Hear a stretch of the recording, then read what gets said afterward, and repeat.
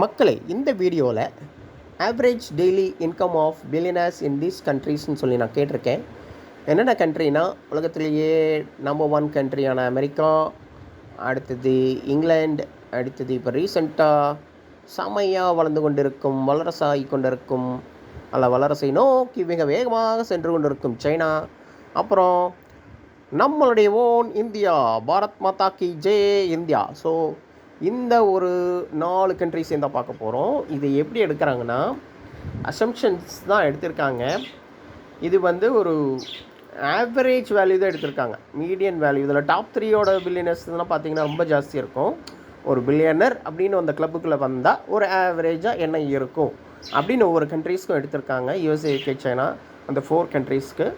அடுத்தது அவங்களுடைய annual and daily income இந்த டேபிளில் நீங்கள் பார்த்தீங்கன்னா தெரியும், கால்குலேட் பண்ணி எடுத்திருக்காங்க 4 கண்ட்ரீஸ்க்குமே. இதிலே நமக்கு வேணுங்கிற ஆன்சர் இருக்குது லாஸ்ட் டேபிளில். இருந்தாலும் ஒரு சிம்பிளாக பார்க்குறக்காக அந்த லாஸ்ட் டேபிளை மறுபடியும் பார்த்துடலாம். அமெரிக்காவில் இருக்கிற பில்லியனர் ஆவரேஜாக அவங்களுடைய சம்பாத்தியம் என்னென்னு பார்த்தீங்கன்னா 9 கோடி ஒரு நாளுக்கு. யூகேயில் 5.5 கோடி ஒரு நாளுக்கு. சைனாவில் 4.5 கோடி ஒரு நாளுக்கு.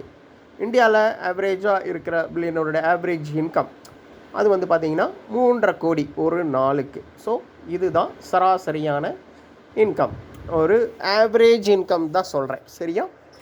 தேங்க்ஸ் ஃபார் வாட்சிங் கைஸ்.